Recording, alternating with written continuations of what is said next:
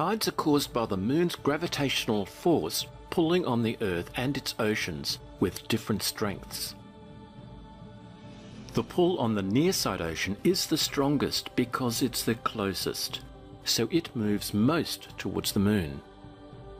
The Earth also moves towards the Moon, but not so much as it's further away.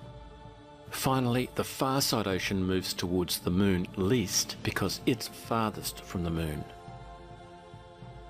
These movements due to gravity create 2 high tides and 2 low tides as the Earth rotates through 24 hours. But there's a big object that's missing from our diagram. If we back up, we can also see the Sun and how it lights up both the Earth and the Moon into their day and night sides. We'll turn off the stars to make it clearer. When the Moon is right in front of the Sun, it's invisible to us because we can only see its dark night side. This is the new Moon position.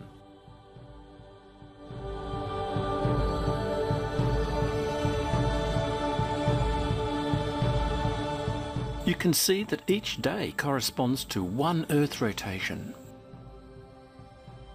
In just over 7 days, that is 7 Earth rotations, the Moon orbits around the Earth to its first quarter position, where we can see half its day and half its night side. After another 7 days or so, the Moon orbits to the opposite side of the Earth to the Sun, and we can see its full day side. This is the full Moon.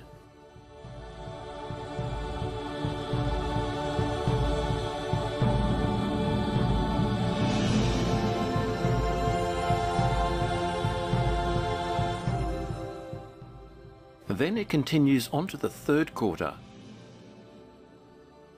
before returning to the new Moon position to start all over again.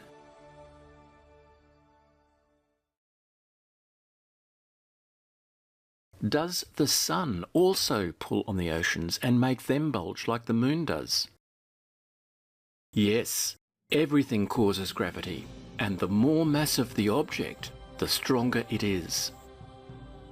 But this diagram isn't to scale, and the Sun's much further away than the Moon, reducing its tidal effect to about half that of the Moon's.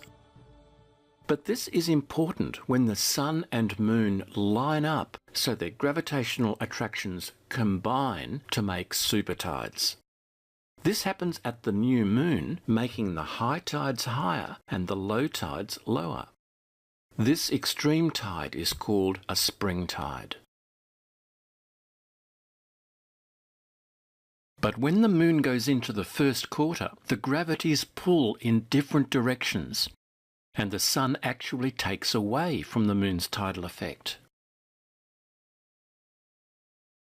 The high tides are not so high and the low tides are not so low.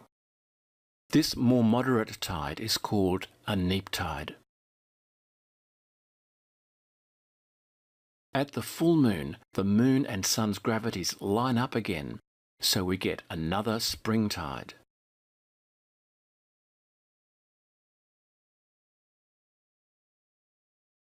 At the 3rd quarter, the gravities are out of whack again, so we get another neap tide.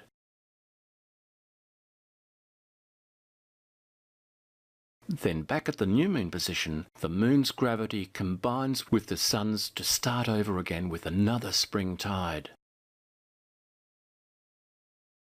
Each month, the Earth spins almost 30 times, so we get nearly 60 high tides and 60 low tides. Of these, 2 are spring tides and 2 are neap tides.